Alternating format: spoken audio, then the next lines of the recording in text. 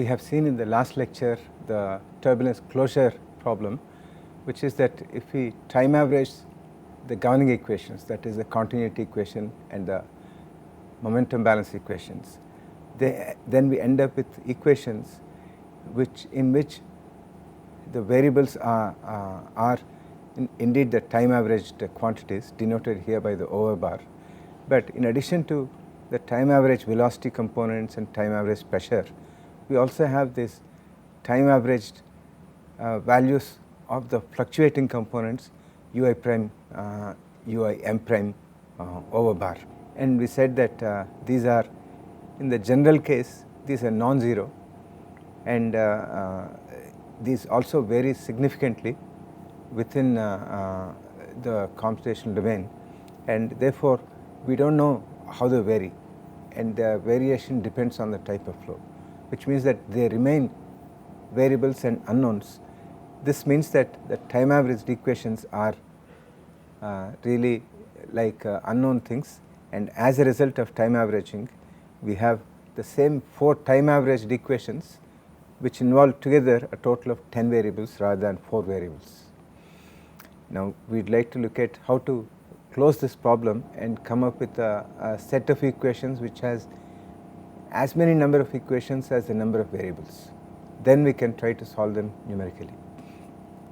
Okay, so it is in this, in order to see what we have lost through the averaging process, we can rewrite the governing equation that we have here as the time average one in such a way that these terms are taken on to the right hand side, and we can put them in this way without making any change here. When you take them to the right hand side, you get minus sign here, you have dou by dou xm of this and you have dou by dou xm of this. But by clubbing this together with this term here, which is a viscous stress term, nu du by dy for example is a viscous stress. So we can see that these things that we have are somewhat like stresses, and these are known as Reynolds stresses in honor of Reynolds, who started this decomposition business and then came across this way of writing it. Okay, so these Reynolds stresses are what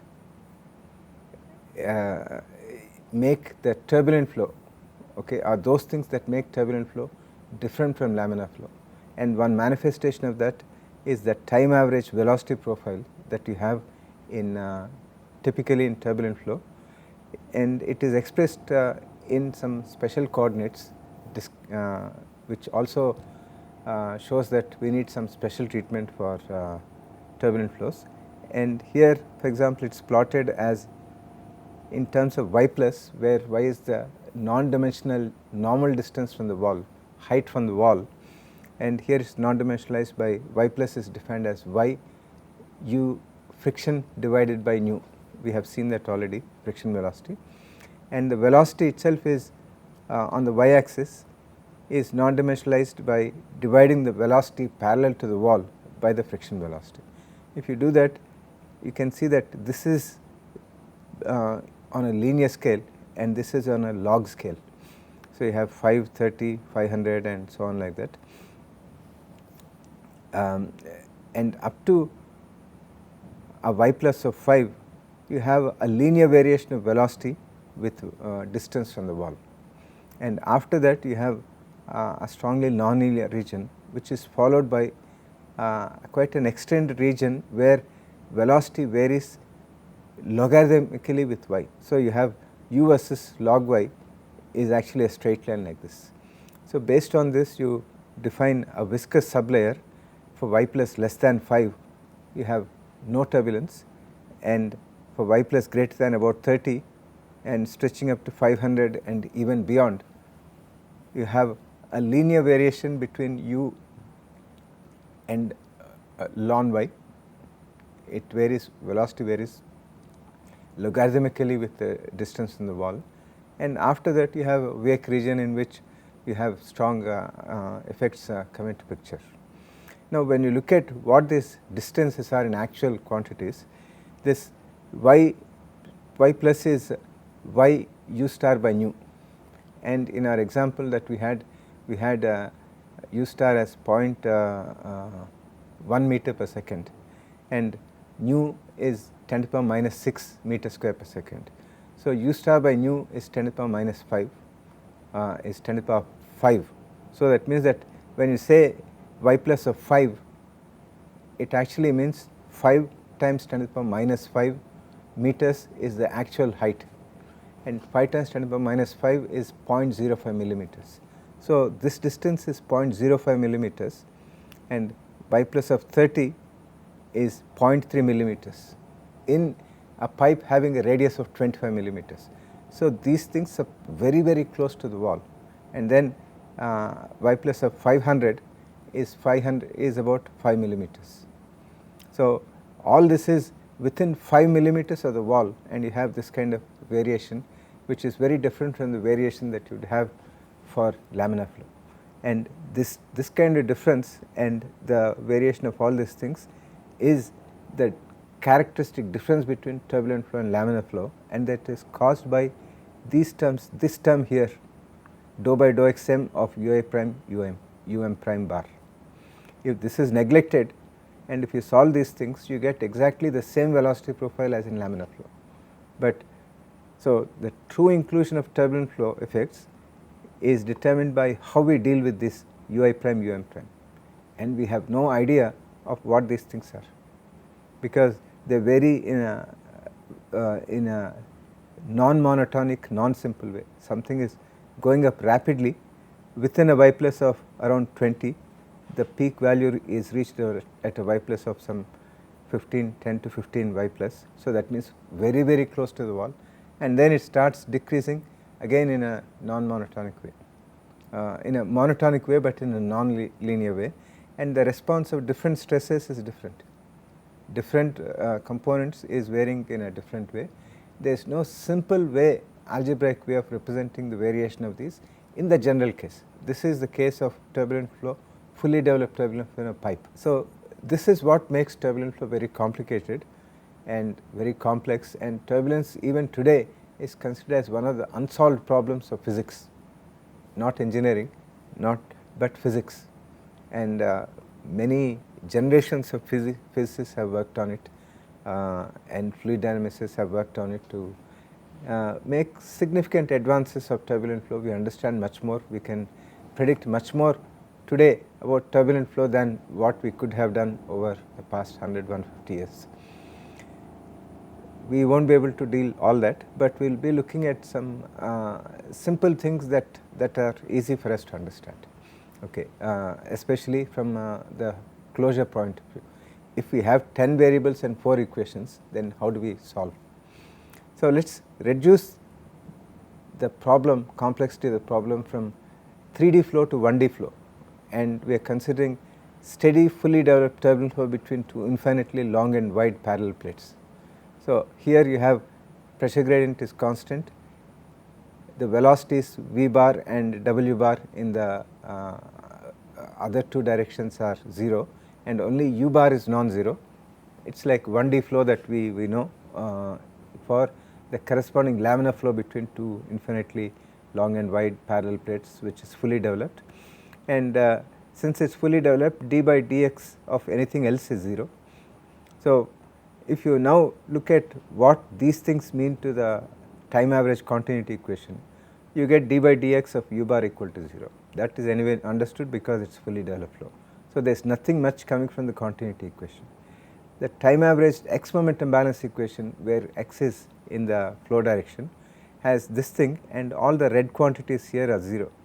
So that means that this term drops out, it is steady state, and variation with respect to x is 0. So these two terms will go to 0. V bar is 0, so this one is 0, and this is non-zero, and this is dou by dou y, which is non-zero, and here w bar is 0, and variation with respect to z of anything is 0, so this term is 0, and pressure gradient is constant, variation with respect to x is 0, variation with respect to z is 0. So you have a resulting equation which is like this: a constant pressure gradient, which is a given constant, is equal to nu dou square u bar by dou y square, or in this case d square u bar by dy square, because it varies only with y, minus d by dy of u prime v prime bar. Now you have this single equation, continuity equation does not give us any information, single equation involving two variables, u bar which is a function of y, and this u prime v prime bar which is again a function of y. So even in this particular case of the simplest possible condition of fully developed steady one dimensional turbulent flow, we still have the problem of closure that we have more number of variables than the number of equations available. So this is the turbulence closure problem, and it can be solved only by bringing empirical information or by making simplifying assumptions, and both have been done over the past century. Going back to 1877, so it is about 140 years ago, where Boussinesq made the hypothesis that these ui prime um prime, which are like stresses, can be represented as a turbulent stress times dou u bar I bar by dou xm plus dou u m bar, by dou xi. Okay. So this is like exactly the way that we are treating tau xy, okay, tau yx, tau ij according to the Navier-Stokes equations. It is written as mu dou ui by dou xj plus dou uj by dou xi plus 2/3 of plus lambda times dou u m by dou xm. So the similar kind of formulation is brought in here, except that instead of the kinematic viscosity, now we have eddy viscosity. This nu t subscript t is turbulent or eddy viscosity, kinematic viscosity, and this particular term is made sure that when you sum all these normal components, you do not get 0. So it is just something like this. So if you put, for example, u prime bar, so that is I equal to 1 and m equal to 1 in this, you get 2 nu dou u bar by dou x minus 2/3 of k, where k is half of u prime square plus v prime square plus w prime square bar quantities. This is the turbulent kinetic energy which we have seen earlier. And similarly, if you want u prime v prime bar, which is what we want here, and that is given as nu t times. So in this case I equal to 1 and m equal to 2. So you put I equal to 1 and m equal to 2, you get dou u bar by dou y, and then you put m equal to 2 here and I equal to 1, you get dou u bar by dou x. So this is the way of writing this. So these Reynolds stresses are expressed in terms of eddy viscosity and the conventional treatment of viscous stresses. Okay. So if you were to substitute this thing here in this is the equation that we have for fully developed turbulent flow between parallel plates, and you substitute this expression here, and you can write this as d by dy of nu effective times du bar by dy. So this almost like the laminar flow, except that you have nu effective, which is nu plus nu t. Now you can say that, okay, now let me put nu t to be some constant, and if you put nu t to be a constant in such a way that the pressure gradient in turbulent flow would match with what is predicted here for the same flow rate, then you would have the difficulty that the solution of this with a constant nu t, since nu is also constant, that means that nu effective is constant. So that means this would be like a parabolic velocity profile, but we know that in turbulent flow we do not have a parabolic velocity profile. We have just now shown a variation which is quite characteristic of turbulent flow, which is different from laminar flow, and you cannot get that by making nu t as a constant.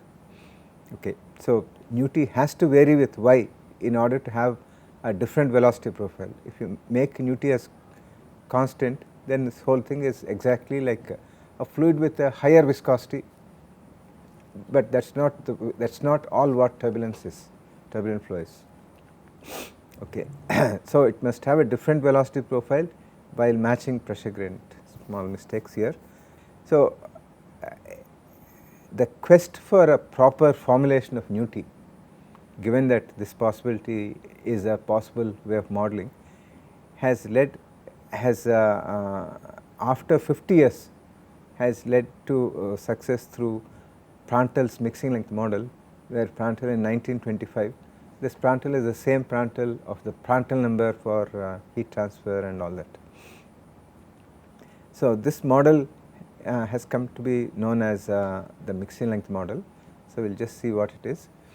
So, for steady fully developed turbulent flow between parallel plates, you have this expression. Once you substitute the Boussinesq Eddy viscosity hypothesis, you have this, and Prandtl suggested that this u prime v prime bar should be written as Lm square times du bar by dy times du bar by dy, okay, where Lm is the mixing length. Okay.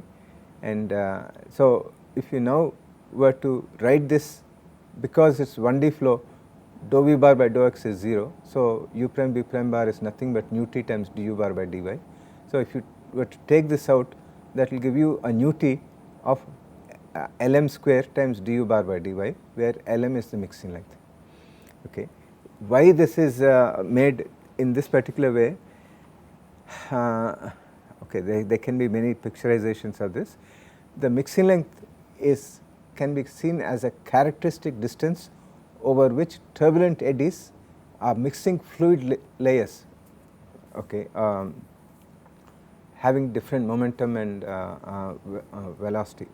Okay. So, this mixing of different fluid layers causes a velocity fluctuation. For example, you have a low velocity moving layer and a high velocity moving layer above it, and if because of turbulent motion this fluid from here having this low velocity comes here, then that immediately produces a velocity fluctuation which is characteristic of the velocity difference between the two layers.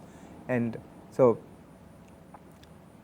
that characteristic velocity is delta u, where u is the time average velocity, which is a function of y. So, therefore, you can write this delta u as du bar by dy times Lm, the mixing length. Okay. And so, this gives us an idea of the mean velocity fluctuation u prime, and in turbulent flow all the velocity fluctuations are roughly of the same order of magnitude. So, you can say that u prime RMS is roughly equal to v prime RMS. So, that if you are trying to evaluate this u prime v prime bar, you can now say that this is proportional to du by dy times Lm, and this also proportional to this, and that gives you Lm square times du by dy whole square, that is this one here. And since we want to have a viscosity which is always positive, we write this as mixing length square times modulus of du by dy. Okay. So, that is the way that we can explain Prandel's mixing length model. Okay. And what this actually is not over, because we still need to specify what the mixing length is. So, the many possible proposals have been made for mixing length. One simple thing is that mixing length is now being looked upon as an eddy which is causing this mixing, and if you have a wall here, then you cannot have a huge eddy. The size of the eddy close to the wall is governed by the distance from the wall. So, that means that you can say that mixing length is proportional to distance from the wall, and based on measurements of the velocity profile and all that, he suggested this kappa proportionality constant to be 0.4. So, if you were to put this kappa y 0.4 y in this, then you know nu t, and if you know nu t, then you can evaluate this, and then you can put this here, and you can predict for a given pressure gradient what the velocity profile is, and you can see how well it matches, and thereby you can try to find some constant kappa which matches with the measured velocity profile, and that is how this value of 0.4 was arrived at. Okay.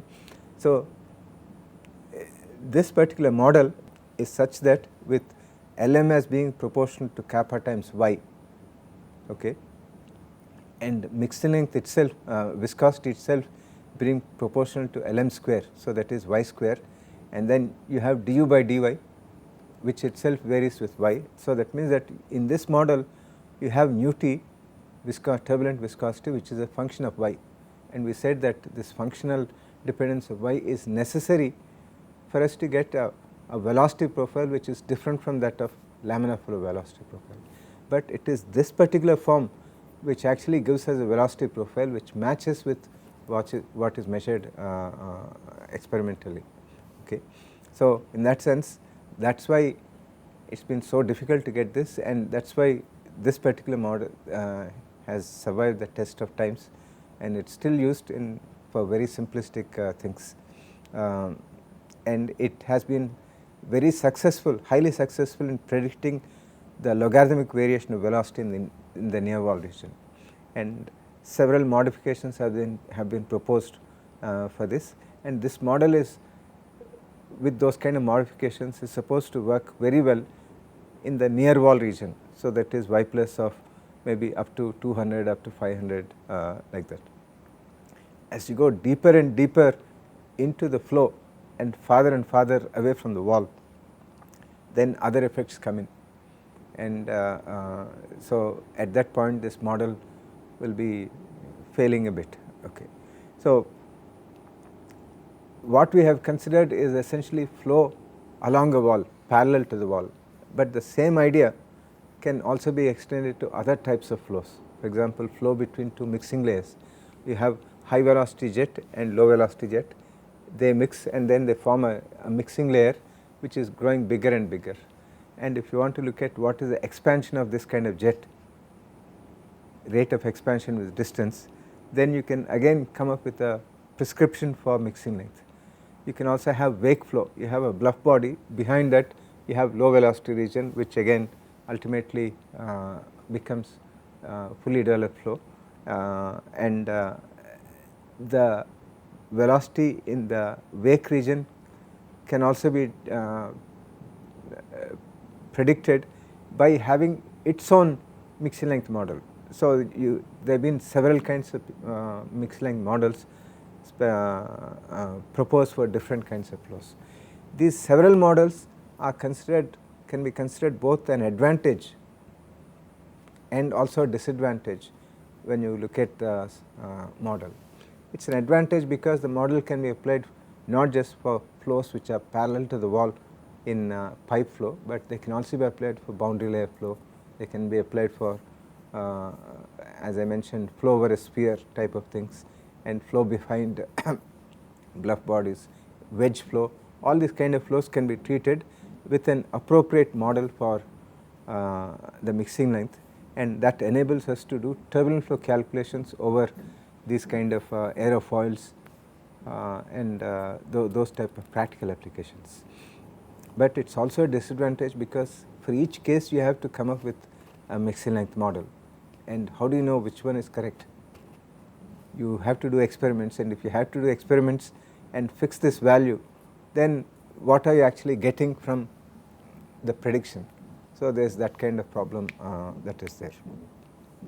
So, in the next lecture we will look for something more generic where you do not have to specify this mixing length, and then if you can have a model which calculates turbulent viscosity without having to have this ad hoc prescription for mixing length, then that would be more beneficial, and that is the kind of model that has been developed much later in the 1940s, 50s, 60s. There have been lots of developments on turbulent flows, and we look at one such generic model as part of this course.